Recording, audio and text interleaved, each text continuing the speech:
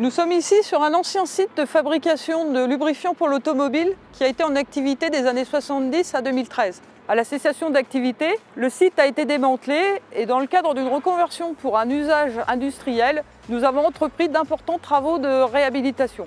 Ces travaux consistent à extraire une contamination aux hydrocarbures dans le sol, mais jusqu'aux eaux souterraines où elle est présente sous forme d'une phase flottante. La gestion de la santé et la sécurité du personnel, mais aussi la maîtrise des nuisances environnementales vis-à-vis du voisinage sont un enjeu majeur pour ce chantier. En effet, le site est situé en zone industrielle, à proximité d'habitations et d'établissements recevant du public. En tant que maître d'œuvre, la mission d'ERM est de suivre et de contrôler tous les aspects techniques et opérationnels du chantier, avec une attention particulière sur l'hygiène et la sécurité.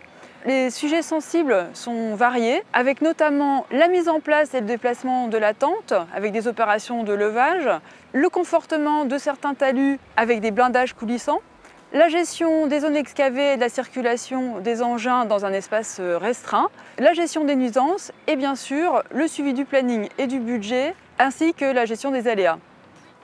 Tout le dimensionnement et l'organisation de chantier ont été pensés pour que la majorité des terrassements soient réalisés sous tente ventilée, afin de capter les émanations gazeuses provenant du sol. Le phasage a également été conçu pour que les opérations hors tente soient réalisées pendant les phases de montage et démontage des tentes, afin de garantir une fluidité des travaux et ainsi permettre une optimisation du planning. Dès le démarrage des chantiers, nous avons procédé à une caractérisation complémentaire des sols, afin de sécuriser les estimations de volume et ainsi garantir un respect des délais, du planning et du budget prévisionnel. Les travaux de réhabilitation ont consisté au terrassement de 65 000 m3 de terre, jusqu'à 6 mètres de profondeur, dont 1 mètre sous le toit de la nappe, afin de pouvoir récupérer la lentille de produits flottants par un système d'écrémage et de traitement sur site. Plus de 70% des terrassements ont été réalisés sous tente de confinement ventilée. Nos équipes ont également réalisé des opérations de blindage en pied de tente afin d'optimiser les surfaces et les volumes excavés. Nous avons procédé à un tri analytique des matériaux sur le site. Près de 60% des matériaux ont pu être réutilisés lors du remblayage des fouilles.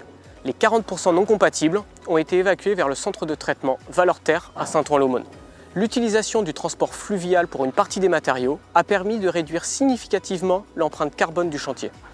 Des dispositifs spécifiques ont été mis en place sur le chantier afin de maîtriser les nuisances et ces dispositifs ont été complétés par des analyses et des contrôles réguliers afin de garantir l'absence d'impact sur l'environnement du chantier et le voisinage, notamment en termes d'odeur, de bruit ou de poussière. Ce chantier mobilise une quinzaine de personnes sur une période de 2 ans. Jusqu'à présent, la sécurité des personnes et les nuisances environnementales ont été maîtrisées grâce aux outils mis en place, mais également à la vigilance des équipes.